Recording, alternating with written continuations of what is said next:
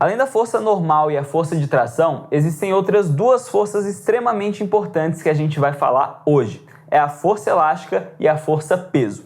Vem comigo!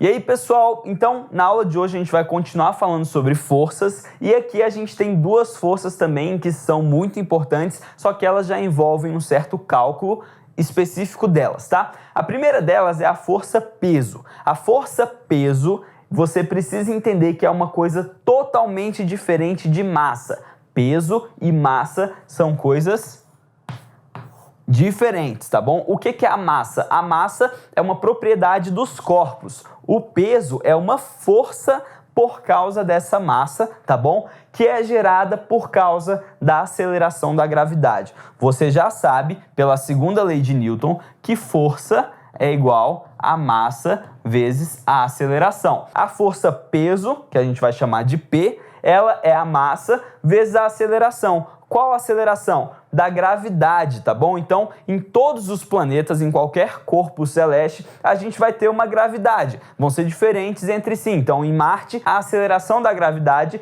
é diferente da aceleração da gravidade na Terra. Então, em cada um dos planetas, um mesmo corpo, com uma determinada massa, vai apresentar pesos diferentes. Então, a massa de um corpo nunca vai mudar. O seu peso depende da gravidade, ou seja, depende de onde ele está localizado no espaço. Então, isso é um conceito extremamente importante e cai muito nas questões. Peso, a fórmula massa vezes a gravidade. Aqui na Terra, a gravidade a gente costuma usar como 10 metros por segundo ao quadrado, mas também em alguns exercícios pode ser 9,8 ou alguma coisa assim. O que acontece? O peso, ele sempre aponta para baixo. Por quê? Porque a gente tem o nosso planeta Terra e todos os corpos são atraídos por ele por causa da ação da gravidade. Então, independente de qual seja a situação, se eu tenho um corpo, tá bom? Ele vai ter uma força-peso, caso ele esteja num ambiente que tenha gravidade, e esse peso sempre vai apontar para baixo, ok? Então,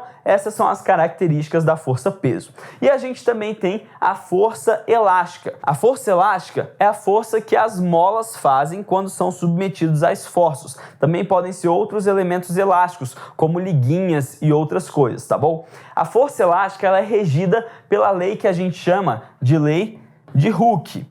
Hooke foi o cara, então, que estipulou essa lei. E ele fala o seguinte: a força elástica de um elemento vai ser menos K vezes X. O que é o K? K é a constante elástica da mola ou a rigidez daquele elemento, tá bom? Então, o K é uma característica que depende da mola. E para a gente entender isso, basta você comparar. Existem, por exemplo, aquelas molas de brinquedo que a gente fica fazendo assim, e ela é extremamente mole, pouco rígida, tá bom? E a gente também tem a mola da suspensão do carro, que ela é muito dura. Qual que é a diferença entre essas duas molas? É exatamente o K, a rigidez de cada uma delas, tá bom? E ele também, a força que essa mola vai fazer para resistir a um certo carregamento vai depender do quanto a gente deforma ela, tá bom? O que é a deformação da mola? Imagina que eu tenho uma mola aqui paradinha e ela tem esse comprimento aqui característico dela, sem fazer nenhuma força. Se eu puxo essa mola com uma determinada força F, o tamanho dela vai aumentar. E a diferença desse tamanho do quanto aumentou para o original vai ser esse X, que é o que a gente chama de deformação da mola, tá? Então, o X dessa fórmula aqui é exatamente o quanto a mola alongou ou diminuiu, porque eu também posso puxar a mola para cá, eu posso pressionar ela, tá bom? Danilo, e por que eu tenho esse sinal menos aqui? Porque é muito importante você entender o conceito dessa fórmula.